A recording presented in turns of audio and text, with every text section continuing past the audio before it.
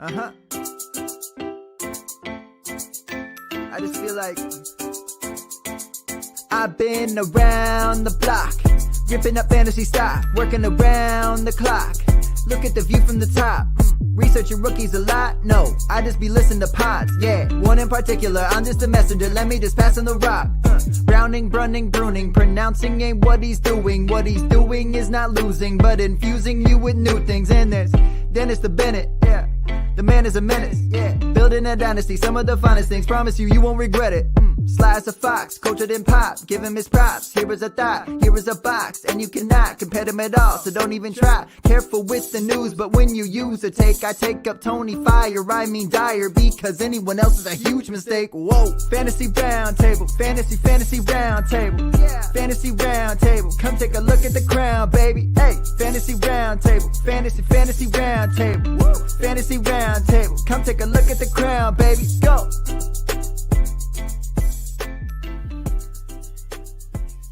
What is going on, everybody, and welcome to another episode of the Fantasy Football Roundtable Podcast. It is Monday, which means I have got Dennis and Matt here with me. We are going to be going over some of the NFL's latest news, and we will finish up our wide receiver rankings today. But before we do that, gentlemen, how you doing on this beautiful Monday? Well, it's my last show from Hawaii, so I'm a little bit melancholy, sitting out here on the patio, looking at the beautiful ocean, crystal clear, blue, breeze blowing. So I'm doing all right. Well, over the weekend, Denver collected all the smoke from California, so our air quality in this region became worse than Beijing. So it's not been the greatest weekend to be outside. I wish there were more games that had been on to justify just staying inside and staying away from everything. But fortunately, inching ever closer. Yeah, what is it? We've got a full slate this weekend, and it's a weird what is it? It's only like Starts one on Thursday. Was it two on Thursday? 2 on Thursday, 3 on Friday, and then just a ton on Saturday. Like I wish they'd and then it out one on Sunday. A little bit more on Friday and Sunday. Give us a little bit of something else to watch. I will not, unfortunately, be able to watch many of the games this weekend. We have done a horrible job of talking about it this year, and it was canceled last year. If you guys are going to the Expo, Dennis and myself will be there. It is this weekend, the Fantasy Football Expo in Canton, Ohio. So come on by if you want to see us, talk football with us. We'll be there having a good time.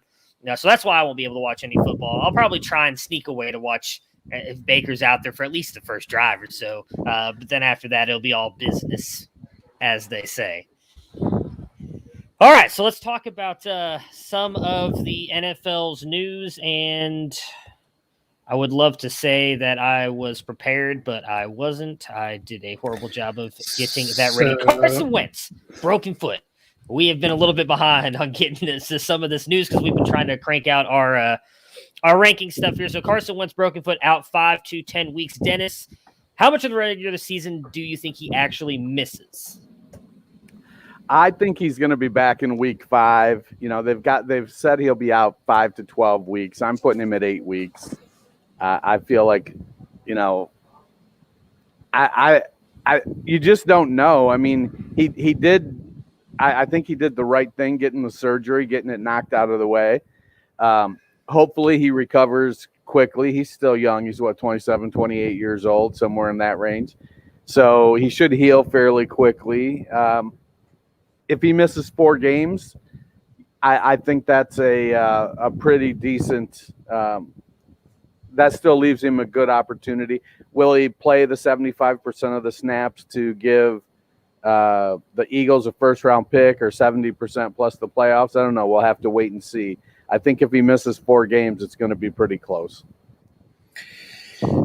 Yeah, I think it's going to be a little bit interesting to watch and see. It'll be very telling at the end of the preseason. Right now, you can put players on PUP. They can come and go at will in the preseason. But once you get to that run up to the regular season, if somebody's still on the PUP list, they're guaranteed to miss 6 weeks. So I think if they put or leave Carson Wentz on the PUP list, then you have an idea that they think he's going to be out for a long time. If they don't, then they're hopeful that he can come back before missing 6 games. I will say the Colts have a pretty brutal opening stretch of the schedule. Yeah. And it may also depend on how they think Quentin Nelson is faring, because if, Carson's trying to come back from the foot injury and you don't know if he's exactly 100% and you're also missing your best offensive lineman, it may be a situation where you ride it out. Hello from South Africa. That is awesome. Yeah. So that's clearly the thing to watch right now, is if he ends up on PUP, like Matt was saying. If not, then there's a realistic shot he could be back by week 5, like Dennis was talking about. If not, he's likely coming in later, which then leaves them to, at least, if we're hoping for him to possibly be back in week 5, going 4 weeks with either Jacob Eason, Sam Ehlinger, or Brett Hundley. Matt, what are your thoughts on this QB room, and who do you think ends up getting the job? And let's just pair the wide receivers right in with it. What does that mean for the wide receivers based on what quarterback you think is going to win the job? Yeah, if you've been listening to our wide receiver rankings, you would notice in the top 40, we didn't have any Colts. I know I have dropped some players down, or we might have had, I forget. Oh, we had Pittman just right up there at the end. But I had dropped him down. I dropped T.Y. Hilton down. I'm not expecting Carson Wentz to be there at the beginning of the season. I don't think that they will trade for Nick Foles.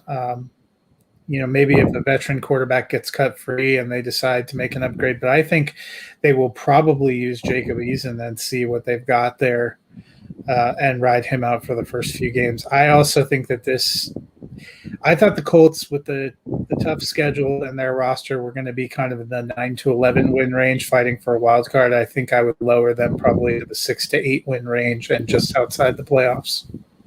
Well, I think some of it's going to depend on how well the running game clicks without Quentin Nelson. I still feel like they've got a pretty strong offensive line. Granted, it's probably elite with Nelson in there. So if Taylor can carry the load and that defense plays well, then I think Eason can be successful. There have been some positive reports coming out about Eason.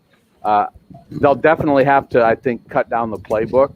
I don't think Eason is ready to make a major leap, but also there's no substitute for playing. So if Eason plays 4 games, even if he's marginally successful, and let's say they go 2-2, that's going to be those are things that Eason isn't going to get just standing on the side. So let me ask you though, this is their first 5 games. Week 6 is home for the Texans, which should be good. But the first 5, they have Seahawks at home, then the Rams at home, at the Titans, at the Dolphins, at the Ravens. I think they would, even with Wentz, I think they could have been 2-3 would be a win. So 1-4 probably feels more likely. That's what I'm saying. You lose 1 or 2 wins in the AFC, and that's going to make a tough battle for the playoffs. Yeah, it's it'll come down to will Seattle's defense play well enough? Seattle definitely has the offense to outscore a Jacob Eason-led team, but I think Indianapolis's defense is better than Seattle, so that could definitely make the game closer than you would expect with Eason. The Rams, that's I don't think that's a winnable game with Eason. Tennessee's they've got a new offensive coordinator. It's a division game, so teams tend to get hyped up a little more if you're the underdog for a division game. So I would probably put that at maybe 30% winnable, as opposed to with Wentz maybe a coin flip.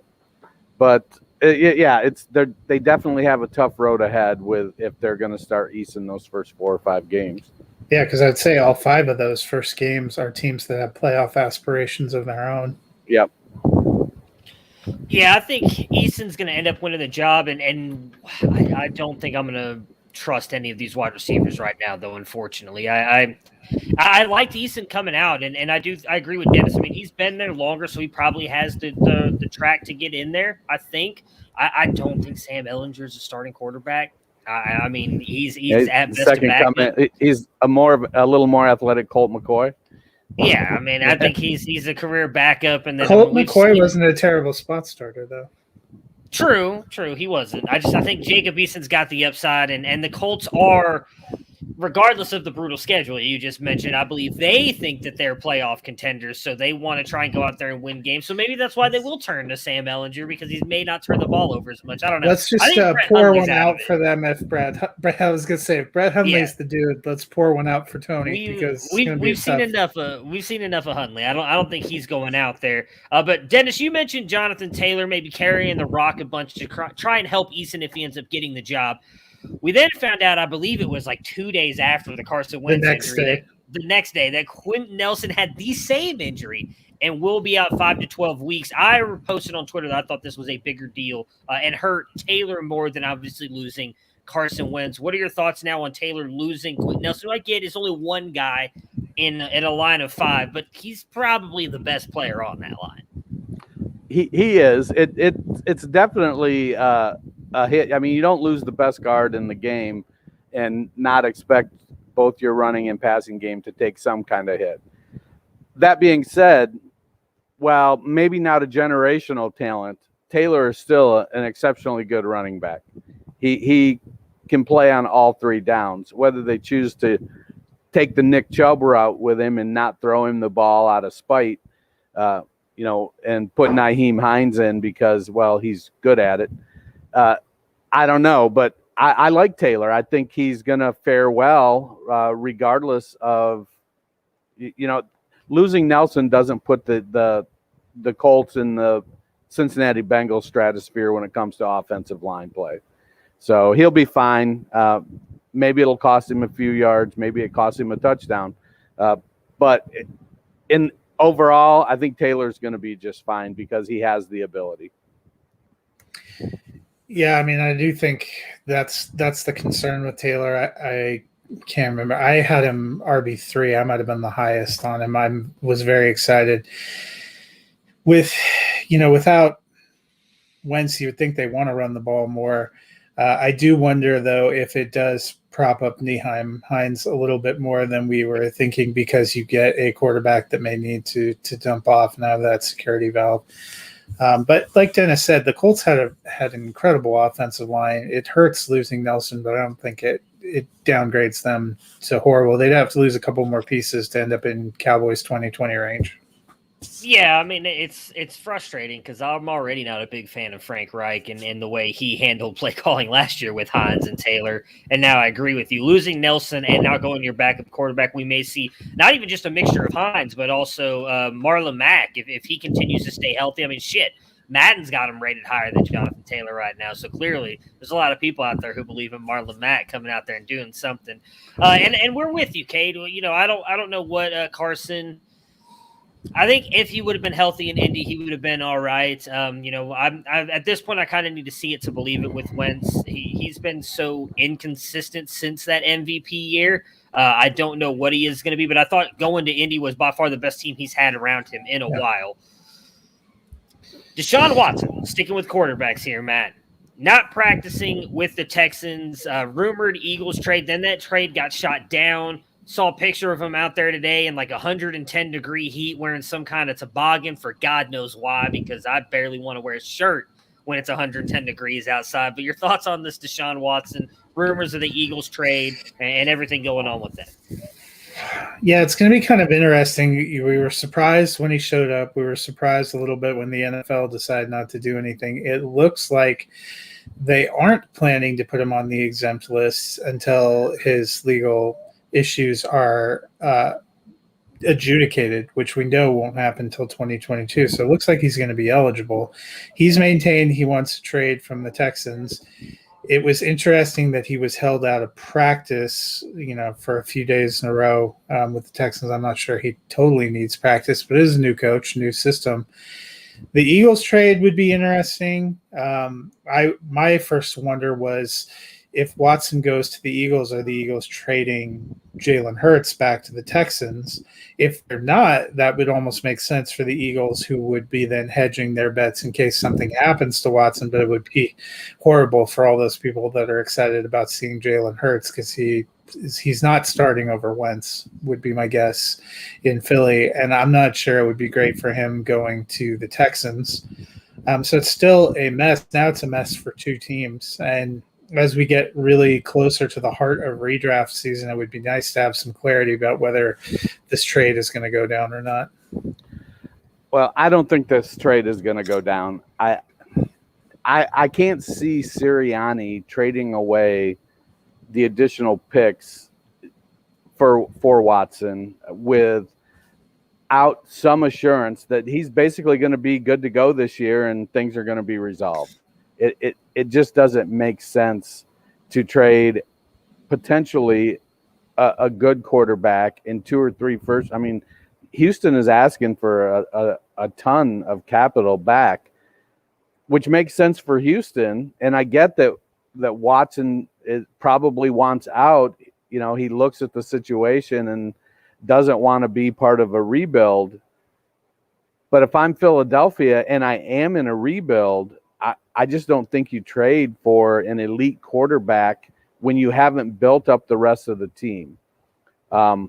There's questions at wide receiver. The offensive line is getting old and is going to need to be rebuilt. The defense has some holes. I don't know if they're in on Miles Sanders or if they're out on Miles Sanders. Who knows? I love the report that they're platooning him with Boston Scott again. Please, let's not start this again. Yeah, they're exactly. They're looking to be 50-50 split because basically both of them can play on all 3 downs. And then Sirianni is comparing Gainwell to Nyheim Hines. And it's like, I can't see giving up that capital unless you think you're ready to go. If you think you're ready to go, then yeah, you send 2 firsts and Jalen Hurts and you get Watson back and then you make that run to the Super Bowl. But when you've got an old offensive line that keeps breaking down, it just doesn't make sense. So I don't believe Watson is going to get traded to Philadelphia. He may get traded, but it's going to be to somebody that looks at their team and says, I think we can contend this year or next year. So if I'm giving up a couple first-round picks, I'm okay with that because the team is ready to go. Minnesota, for instance. You don't know that's not Howie Roseman, though. Yeah. I mean, he's fighting for his job. Yeah, I don't see until they get any kind of clarification from the NFL how someone's going to trade for him, though.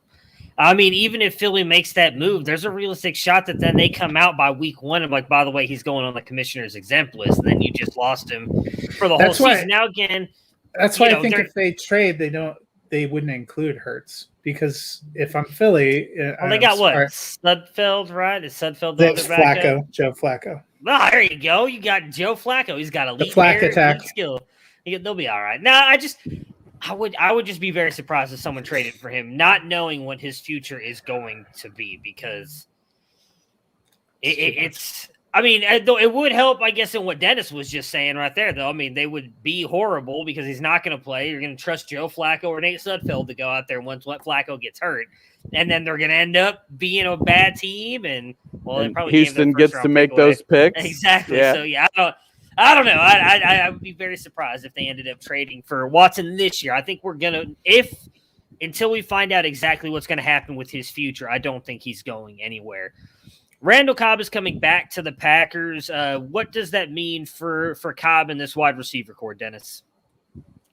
It means that he's going to be probably the wide receiver 2, but what that wide receiver 2 in Green Bay has historically meant over the past few years with Davante Adams is he's probably a wide receiver 4.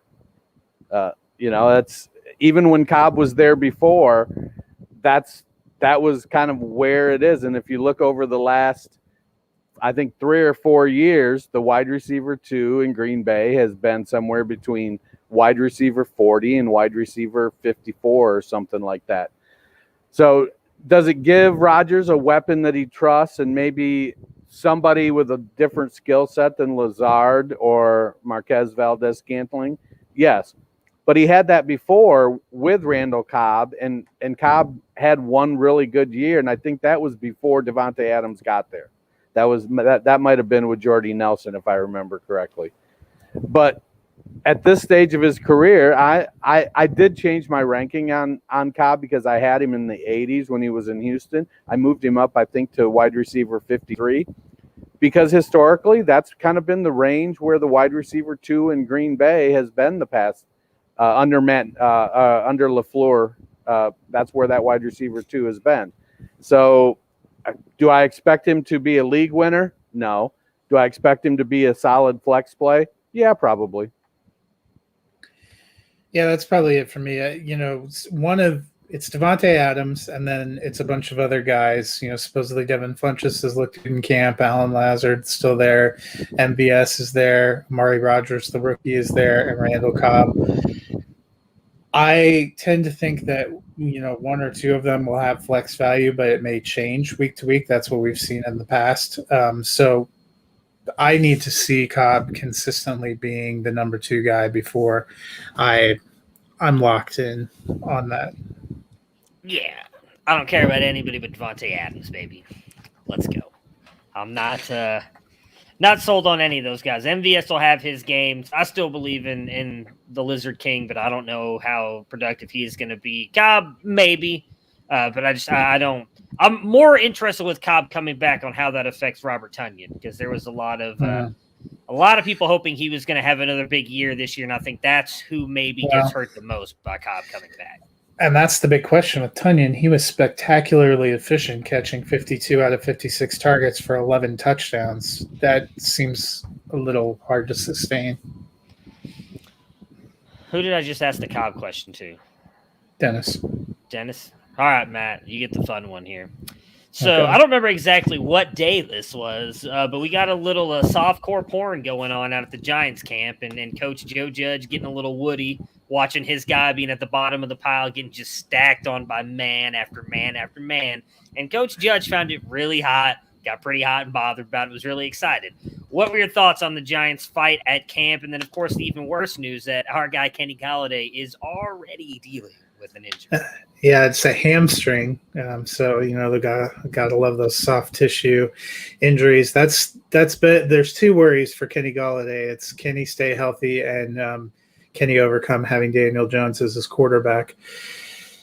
I didn't totally understand why the Giants coach was that angry. I thought they were supposed to be practicing for the regular season. So having Daniel Jones on the bottom of a pile out there in practice seems like that would be perfect practice for what an actual Giants game is going to be like. But probably, Giants fans, I don't know if they're happy their team's finally in the news or if they're just embarrassed by the whole thing. Sometimes these kind of fights can get people going. I know Denver, I think it was on Sunday, Bradley Chubb and Garrett Bowles took swings at each other too. Sometimes, it's terribly hot out there. They've had nothing to do but beat up on each other. I think as we move into this week, when you have games and you start having these joint practices, that some of this will get ironed out. Yeah, it's going to be, teams that are trying to rebuild their image. Some teams have had the image of being soft. New York has been one. So they bring in Joe Judge, who's a Bill Belichick guy. We've seen lots of Belichick disciples go in and try to be rebuild these tough guy teams and fail miserably. So I don't know how excited I get about seeing something like that. It didn't work for Patricia. It hasn't worked. It didn't work for Mancini or Mangini. So there's definitely, while you want to create toughness and accountability, I don't think it's good to have your team brawling against each other and potentially getting upset and taking cheap shots at each other. You want to build us against the world mentality, not offense against defense or offensive line against defensive line mentality. So I get what you're saying about, Jones being at the bottom of the pile, trying to recover another of his fumbles. I get that. But, at that point, I think that everybody has to kind of just back off and say, who's their backup? Is it Colt McCoy or? That is a good It's Mike question. Glennon. Mike Glennon. Ah, So- that's even worse. Colt McCoy moved on, and Mike Glennon was who they signed to bring in. So Yeah. maybe that's why he was upset. He's like, please, Daniel may Yeah. not be great, but I've seen the alternative. He's no Mike Glennon. Right. So I don't know, man. I want to see a team get fired up. I have those same concerns about Dan Campbell in Detroit. I think that he's sort of, while I get the rah-rah aspect of what Campbell is doing, he's also kind of creating this, for lack of a better term, this kind of frat house bro mentality thing going on there. And that concerns me a little bit. I don't know if that's going to work. I think it makes you compete, and you want to compete against the next guy because you want the starting job, but you also want to make that guy better. You want to win because you've outcompeted him, not because you've decided I'll do anything I can to win. And I think sometimes that gets lost, and I'm a little concerned about that happening with Judge and that happening with Campbell. So we'll kind of see what goes on, but I think the jury is out. I'm not really on board. Yeah, so Kate asked, what if Mr. Dimes can't make it work this year? Why is the New York Giants not a fit for Watson next year? I honestly think that Dave Gettleman, for as much crap as he gets, has actually done a good job of kind of hedging his bets here with Daniel Dimes, and that the way they've acquired these extra picks, if Daniel Jones doesn't work out this year, they could very easily grab a quarterback in next year's draft and just move on from him. I don't know that they would trade for Watson, though. That doesn't seem like a move Gettleman would make. Personally, I don't think that. I don't know him in any sort of way outside of the way everybody makes fun of him. So I don't know much about him. I just don't think that that'd be a move that they would make. Yeah, I agree. I think if Daniel Jones flames out, and I suspect he will, that the Giants have positioned themselves to use a top 10 draft pick to get a quarterback. I think that's what they want to do. I also not sure Watson would want to go to New York. It seems like the teams that have been trying to make a move for Watson are teams that fancy themselves as Super Bowl contenders. I would not say, even with a different quarterback, that I would say that's the Giants. All right, now to the most recent news before we jump in and talk about these wide receivers. Michael Thomas. He is out for the season? He's not out for the season.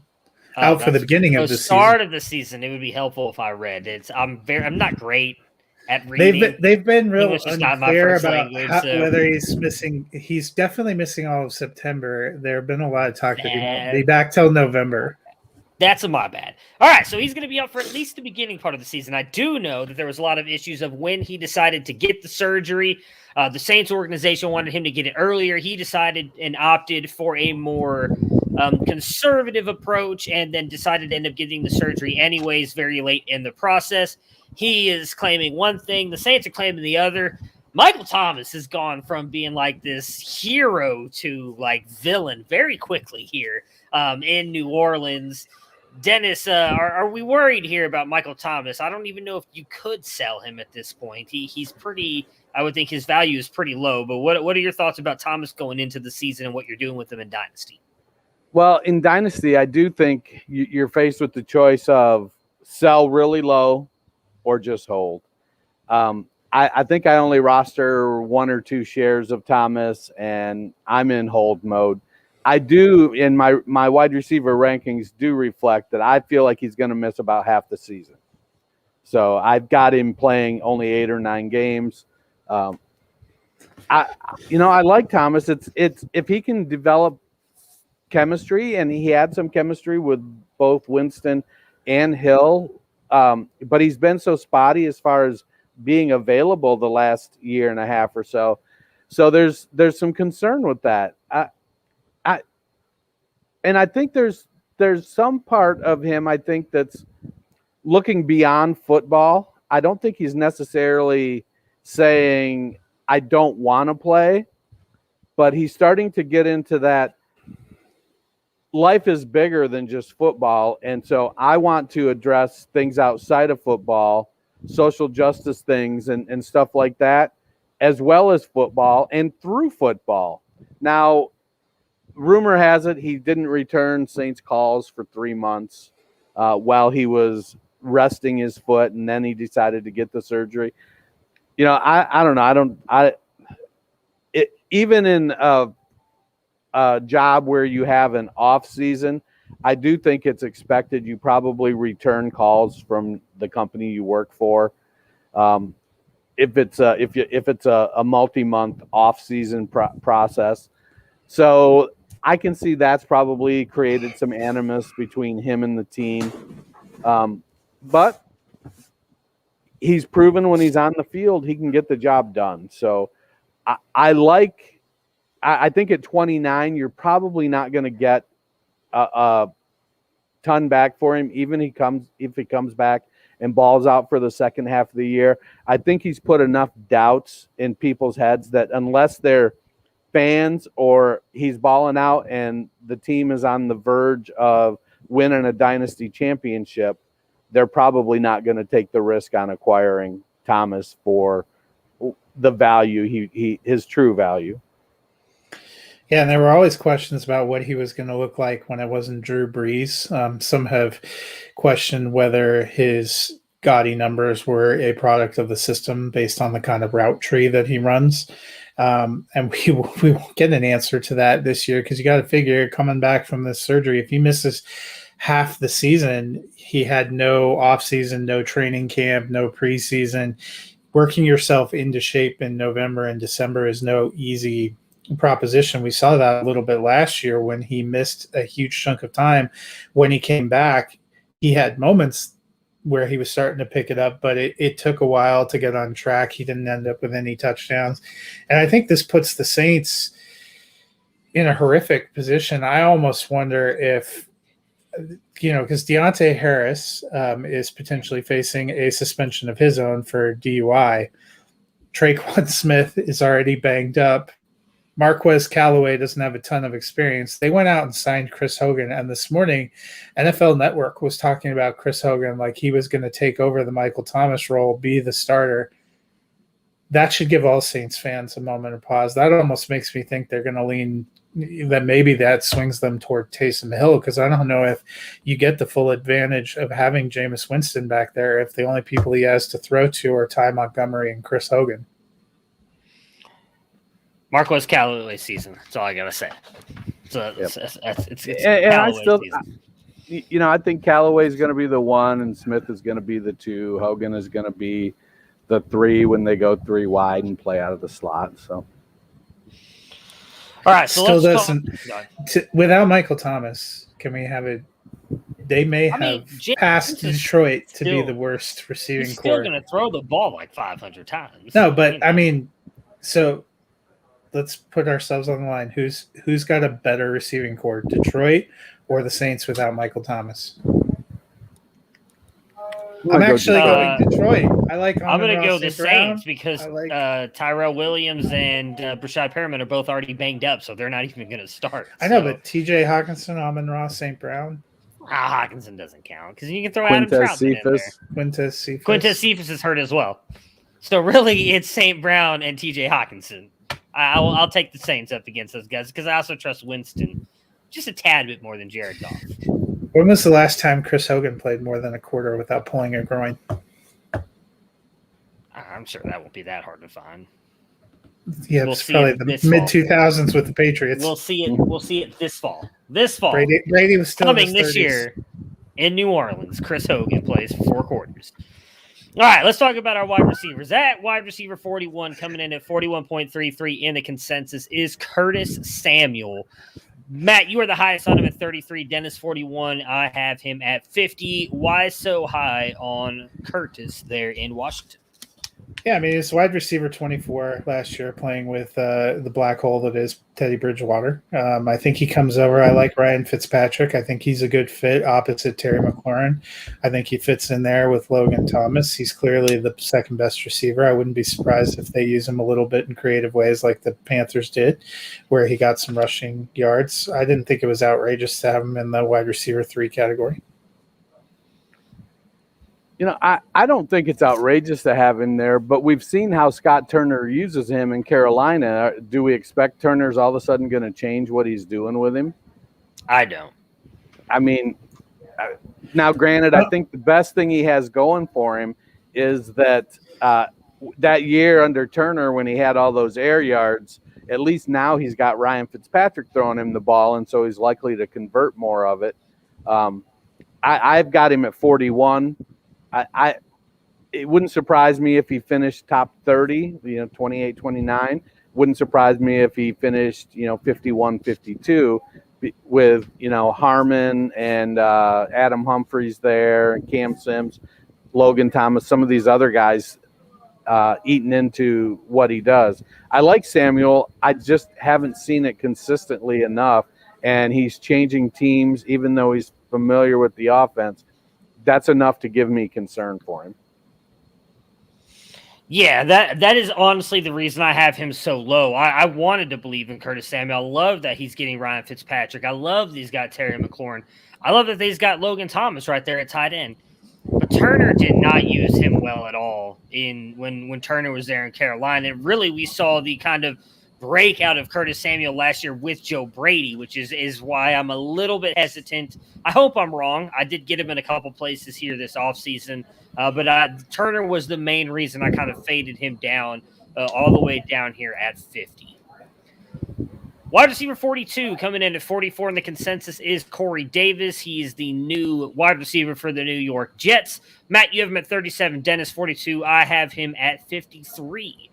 Dennis. Why do you hate Corey Davis, Matt?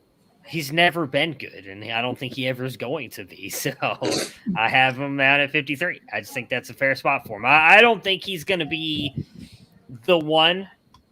I would not be surprised if I think Keelan Cole and Denzel Mims are going to eat more into his targets. And I also am not that big a believer in Zach Wilson.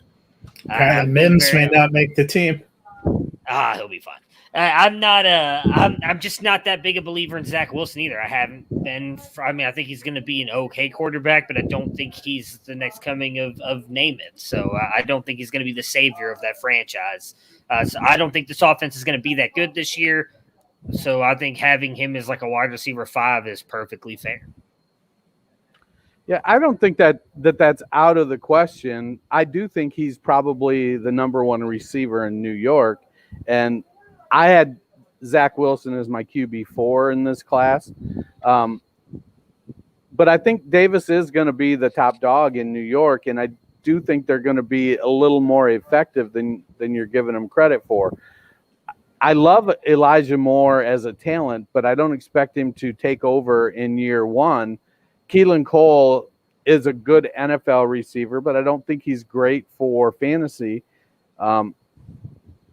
Moore, I think, is going to, they're trying, I think they may be trying to do too much with him because they want him to, is he going to take over for Jamison Crowder? Is he going to be the outside guy? Is he going to be what's he going to do? And they're throwing a lot at him.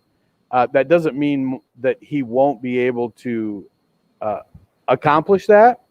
But I like Corey Davis the best for 2021 out of this wide receiver group. Yeah, I think Corey Davis probably finishes as the highest wide receiver for the Jets. I'm not incredibly bullish on the Jets offense or Wilson. I had him in the QE3 range, but Corey Davis was wide receiver 30 last year. I don't trust Jamison Crowder to stay healthy. I think there's going to be a learning curve for both Moore and Mims if he makes the team. And Keelan Cole, I don't know. Right? Maybe I'm a little higher on Davis, but they gave him a lot of money for a reason. I think he ends up nominally being their best receiver. The Jets gave Le'Veon Bell a lot of money, and he ended up not doing anything for them. None of us, even the most bullish of us, has him as a wide receiver 4 because I'm at 37. So no one's like, hey, if there's one guy you got to start from the Jets, it's Corey Davis. I'd rather start Michael Carter than Corey Davis. It's Elijah Moore. Elijah Moore to the moon. I've been convinced by my analytics friends that that's the way to go here for the Jets. 43 is Jalen Waddle coming in at 44.67 in the consensus. Matt, you have him at 30. I'm sensing a trend here. Matt, you have him at 36. Dennis, you have him at 46. I have him at 50. I know you found my sweet spot of receivers that you guys don't believe in. I think Waddle ends up as the best receiver for the Dolphins, already has some chemistry with Tua. I think he fits what they want to do. I have him just squeaking into wide receiver 3 range. Yeah, I don't hate Waddle. I just, again, it comes down to, the competition for targets, him being a rookie. I know Will Fuller's already struggling with injury, but when healthy, I don't think they're going to start Waddle over Fuller. They're not going to start Waddle over Parker. So now he's already relegated to the wide receiver 3, and he's probably going to be behind Gesicki in targets as well. So it didn't warrant to me him being higher than a wide receiver 4. I have him at 46. You have him at 52, Bruning. And so that puts both of us in the wide receiver. What's that? Yeah, 4 and 5. 4 and 5. So 3, 4, or 5. So choose your own adventure. Yeah. So, I think Waddle may come on. He definitely may be a guy that comes on at the end of the season. But a lot of it's going to depend on does Tua take the step that we keep hearing about. That's my biggest concern. No doubt Jalen Waddle is the best wide receiver on that roster.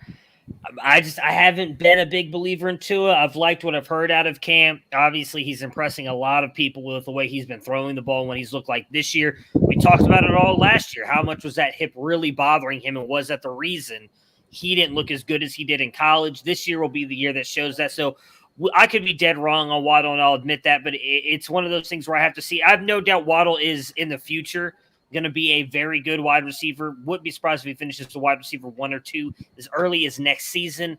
This year, I really want to see what this offense is going to look like. And as Dennis just mentioned, if Tua can take that step forward, which case I will believe in Waddle. And with the ranking of him too, he's being drafted in like the 17th round of redraft. So he's like the perfect guy to grab as your late round pick. And maybe he ends up being exactly what Matt says. And then you end up getting a steal for him. At wide receiver 44, at 46.33 in the consensus, we have Mike Williams. Matt, you have him at 39. Dennis has him at 51. I have him at 49. For me, it's just, I think it's going to be Keenan Allen. Jalen Guyton, I think, is going to get a lot. I know we keep hearing that Mike Williams is going to take that step forward, and I believe in Justin Herbert. I think Mike Williams, in all honesty, is limited in what he can do in this offense. It's going to be the Keenan Allen show, and I think when they want to go deep, it's going to be Guyton. It's not going to be Williams. Could he get some touchdowns here and there? Absolutely, but I am not in on Mike Williams. Matt, what about you? You are the highest on him. Yeah, I'm high on Justin Herbert, and I was the highest on Keenan Allen. I think he's going to be great. I have him at wide receiver 6. Last year, Hunter Henry was a top 12 tight end for the Chargers. I don't think that either Jared Cook or Donald Parham fills that role. I'm not as big of a believer in the other Chargers wide receivers. I think if Mike Williams can stay out there, he's in a contract year. I think he'll put up a pretty decent season, and I have him a top-end wide receiver 4, but I think he finishes a little higher than he has in the past. I mean, I was actually surprised. I felt like I was going to be the highest on Mike Williams. I'm probably too low on him, and if I go back, I've actually started working on a project where I've laid out the wide receiver depth charts for teams, and I've put in my rankings from this, and to kind of see where – do I really is that really where I think that person belongs? And so we'll see by the time the season rolls around what happens to my ranking of Mike Williams. But I kind of tend to agree with you, Fox, that I'm probably a little bit low on him. I'm high on Herbert. I'm high on Allen. I do like Parham. I don't know why. I just like him. I feel like he's going to be he's a guy I expect to break out this year, but they're going to throw the ball a lot to Austin Eckler. And so for Williams to really, get up to high 4 wide receiver 3, I think there's going to need to be a change in how the Chargers distribute the ball. And maybe that comes with the new coach. Maybe they do change it a bit, and that does allow for that second wide receiver to get more targets. We'll have to see over the course of the season. I am lowest on him, but I do feel like he's probably a guy that should be higher for me. Michael Thomas. We were just talking about him in length there, 45 in the consensus, or 45 as our 45th wide receiver, 47 in the consensus. 48 for Matt, 32 for me, 61 for Dennis. This was ranked obviously before all of this news came out. He will drop for me down into about the 40 ranges. I do tend to kind of agree with Dennis here that I don't think he plays, obviously, the full season. Probably at best, you're hoping for half the season. And then with him coming back, how healthy is he really coming back? How long is it going to take him to get integrated into this offense? I'm not in on Michael Thomas this year, and unfortunately, I'm not in on him moving forward much either. Yeah, I think I built the missing half a season into my ranking, so he's at 61 for me. Yeah, I think he probably comes back around Halloween. I'm just, I guess, more hopeful that he does something the last 2 months of the year. Yeah. At 46 and 47.33 in the consensus is Antonio Brown, finally a wide receiver we were all very close on. Matt, you have him at 46, Dennis 49. I have him at 47. For me, it was just more of, I believe it's going to be A.B. and Godwin, and then you add in O.J. Howard coming back, Cameron Brate being there, Robert Gronkowski being there. Who am I forgetting? Scotty. Mike Evans. Beat me up, Scotty. Who am I? Scotty Miller. Trying to Tyler remember his last Johnson. name. Tyler Johnson. They're just loaded, and Giovanni Bernard. I do think that while they are definitely going to pass a bunch this year, I just don't see three of these guys finishing that high. So AB took the hit for me. Dennis, what about you? Yeah, I've got a couple teams, notably the Cowboys and the Bengals, where I feel like three wide receivers are going to be higher. But both of those teams have deficiencies at passing for the running backs or the tight ends. And so they tend to they're going to be a higher volume passing team, I think, than the Bengals.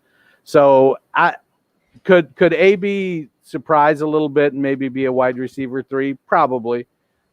Is he going to be better for football than fantasy? Probably.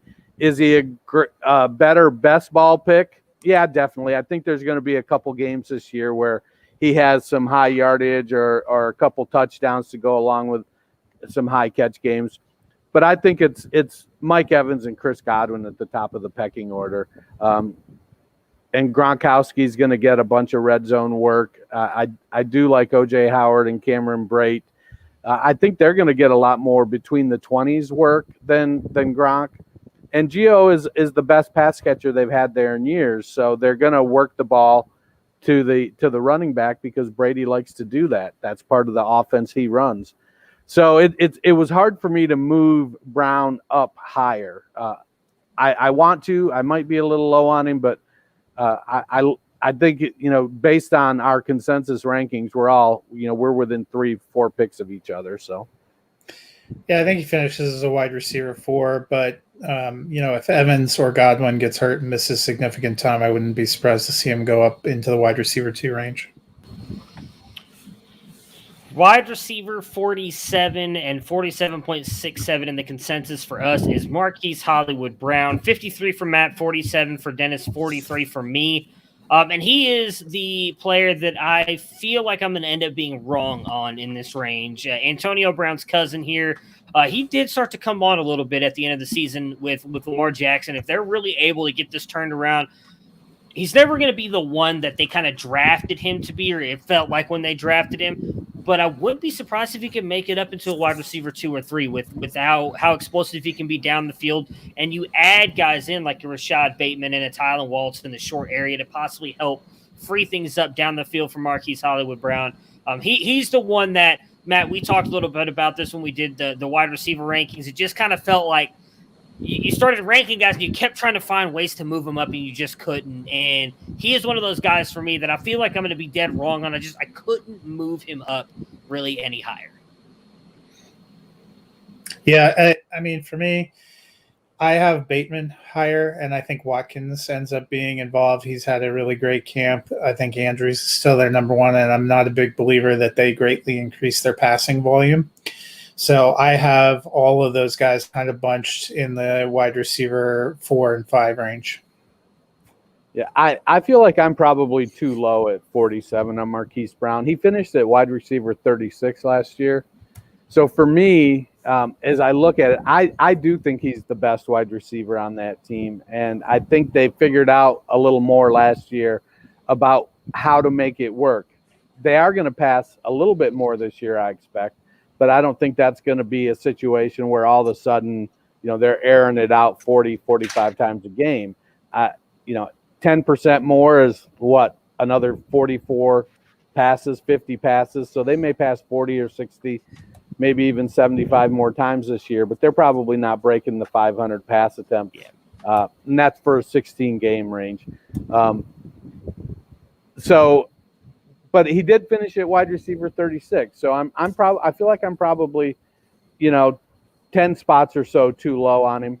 I'll have to take a look as I continue working through my evaluations, and we'll see where it actually lands week 1. At 48, we've got Darnell Mooney coming in at 47.67 in the consensus. I was a little surprised by this one with all the hype that he was getting. I ended up being the highest at 41. Dennis, you at 52. Matt, you at 50. For me, he came in this high just because I believe Justin Fields is going to start sooner than I know at least Matt does. And I do think that's going to help Mooney out a lot. I don't see him being this wide receiver 2 or 3 that everybody else keeps talking about, but he's definitely a deep threat. Everybody's talking about at this point.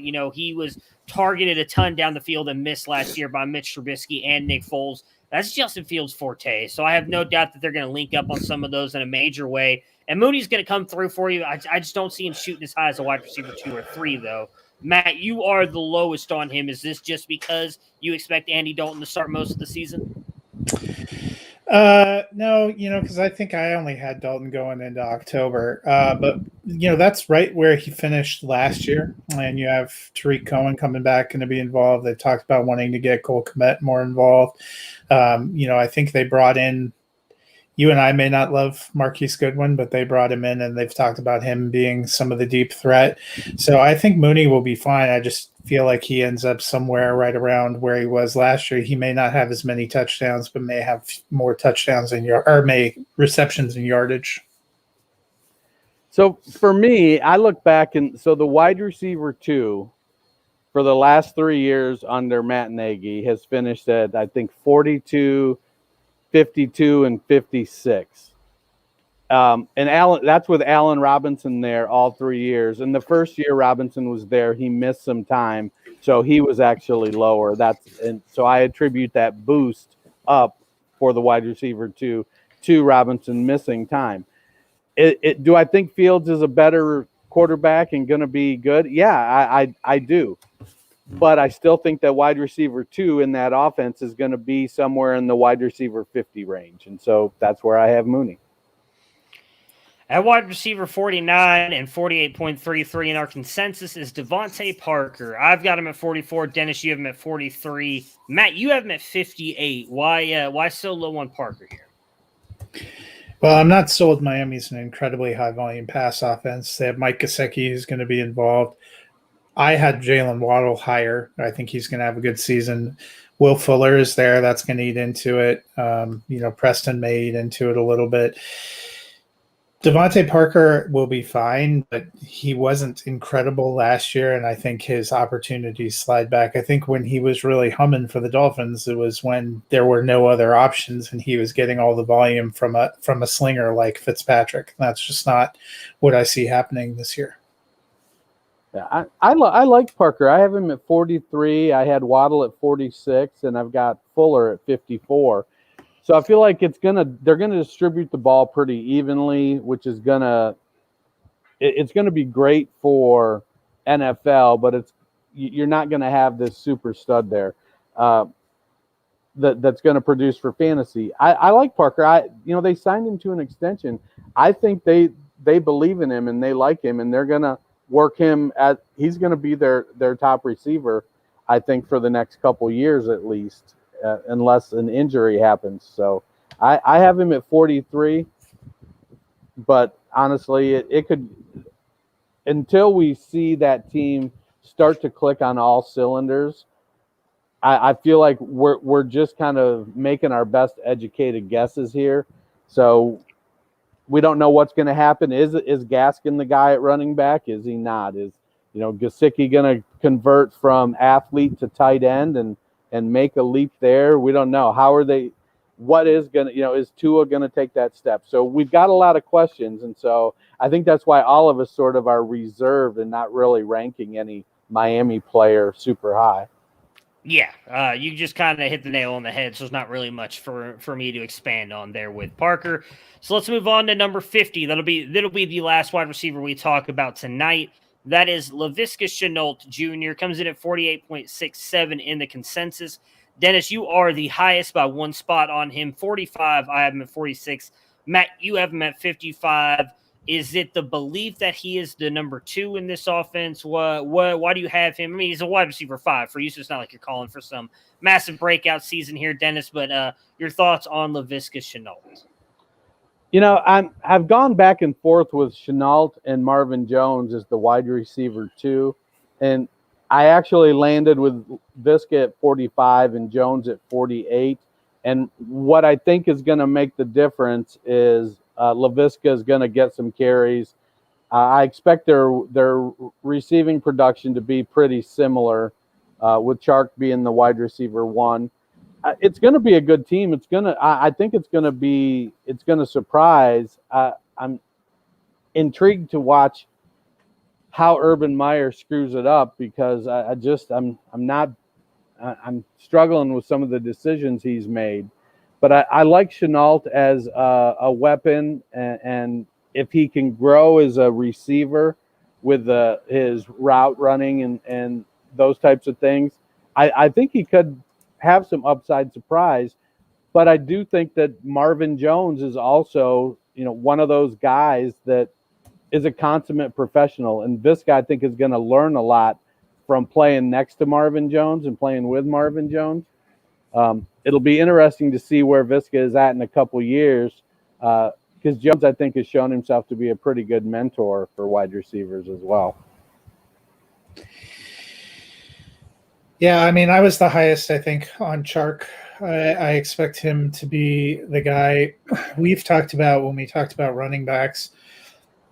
I feel like some of the things that Laviska Shenault does will overlap with what they've talked about using Travis Etienne with, which is why I knock him back a little bit. I'm not also sold that the Jaguars have an incredible offense this year. I think it may take a little bit of time to build up. And I believe Darrell Bevell is their offensive coordinator. He's more of a run-first kind of a guy. So, I have him in wide receiver 5 range. I wouldn't be shocked if he goes a little bit higher. I'm just a little bit back of where you and Dennis have him. Yeah, I would not be surprised if he goes a little bit higher, and especially if they use him in that H-back role we've seen Urban Meyer like to use in college. We talked a little bit about this, Matt. I can't remember who we were talking about. Maybe we were talking about Chark on the last episode, but that is a little bit of my concern. Darrell Bevell coming over there. He has always been kind of a run-heavy offense to begin with, and then if he's getting Urban Meyer to kind of implement that H-back role, and they plan on using Laviska that way, well, I don't think he is nearly as explosive as a Paris Campbell or a Curtis Samuel, who Urban used in college at Ohio State. In that role, Laviska still could put up a lot of numbers because he did do that at Colorado. He did everything. So he is a very good, well-rounded wide receiver, and he'll be an interesting player to watch this year. A lot of that is just I want to see what Jacksonville's offense is going to look like. I mean, we've seen a lot of these slow-mo videos of Trevor Lawrence looking amazing out there, but when they go full speed and the pads are actually on and it's game reps, what does this offense really look like? So that will do it for us today. Go ahead, Matt. I have one question before we go. So the biggest discrepancy we have in our entire rankings is Emmanuel Sanders. So I have Sanders at 29, and you guys have Sanders at 68 and 69. So why do you guys think he's not going to be the wide receiver 2 in Buffalo? Because Cole Beasley exists. Isaiah Hodgins, baby, all day, every day. Did you not and see Gabe Davis exists the other day? I agree, but I acknowledge the existence of those players. I think this year, though, it's going to be Emmanuel Sanders as the wide receiver 2 there. He can play inside. He can play outside. He came back and he showed. I think, Beasley is starting to freak out a little bit. Maybe he calms down and gets back to just football. but he's starting to, I think, become a distraction and get distracted. And I feel like that's going to allow Sanders to sort of start to take reps away from him. Right now, I feel like I have Beasley and Gabe Davis probably ranked within 5 or 6 spots of each other. But I feel like that Sanders is basically coming in and taking Cole Beasley's job. And I'm of the opinion that they're very similar to the Packers in that I believe strongly in Stephon Diggs, and I think that Beasley, Davis, and Sanders cannibalize each other to a certain extent, and I have them all wide receiver 5 and 6s. So, right, but last year Beasley finished at what, wide receiver 27 or wide receiver 31? 27. Somewhere John Brown missed a significant chunk of the season, and Davis was slow to emerge. I don't think that's the same situation. And Sanders is not as much in the prime of his career as the number one for Drew Brees last year. He's still only mustered to get into the 30s. He did not even get into 30s. He finished as wide receiver 41 last year. Well, there you go. And he was the de facto number one for most of the year in the Saints. I think that they both are going to play the same role. And even if they move him to the outside, he's not John Brown in the fact that he does not have John Brown's explosiveness. So I don't think he's going to get anywhere near what Brown was able to do. And when Brown was on the field, Cole Beasley was not producing the way Cole Beasley did last year. While I am not understanding at all what's going on with Cole Beasley and everything going on, I don't want to go to that side of things. I imagine he's still going to play this year. They're not going to cut him. They're going to owe him way too much money to cut him over something like this. I could be wrong. But if they end up keeping him, I agree with Matt. And even if they move Sanders to the outside, both those guys play a similar role. So I don't see how either one of them finishes as you said, Cole Beasley finishes wide receiver 27. I think both those guys hurt each other so much they bring each other back. And I think that it's going to be a Hodgins or a Davis that takes that role on the outside of what Brown had that ends up eating into those two as well even more. And there's all those guys kind of cannibalize each other into like the 30s, 40 range. Well, and just wait for them to trade for Zach Ertz here in a couple of weeks and screw all our projections. And I will add one other thing on there, and I hate saying this before we close out. I also think Josh Allen's going to take it a little bit of a step back this year. I don't think he's going to be nearly as accurate and have as many passing touchdowns as he had last season. I like Buffalo this year. Well, welcome. I've been keeping the seat warm for you after our quarterback show. I'm a little nervous. I'm a little nervous on Josh Allen this year, so that's why I am so low on. I took him in the Scott Fish Bowl. We all know he's going to flop. Yeah, I mean, hey, I went against everything I believed in and taking guys like Amari Cooper, and I don't even know who else I took. I took a bunch of players I've never taken in my life, and it's either going to mean I'm going to win big this year or another just beautiful flame out, and then I'm never going to be invited back. So that will do it for us today. Dennis's last day in Hawaii. Matt's and my last day before What If, or last podcast before What If. So that should be exciting. I cannot wait for that to drop on Wednesday. We will be back on Thursday to either finish talking about wide receivers or maybe we'll eventually talk about tight ends. I'm trying to prolong that as long as possible because really that's like a 10-minute show. We talk about the top 3 guys and the rest of them don't matter. So, but we'll get to tight ends here eventually. And we'll let you know for sure on Thursday. As Dennis and I will be in Canton this weekend. I will be traveling on Monday. So we might try and put a podcast together, but we're not 100% sure yet. We'll let you guys know for sure on Thursday's episode. So until Thursday, everybody have a great day. We'll talk to you guys again soon. Aloha.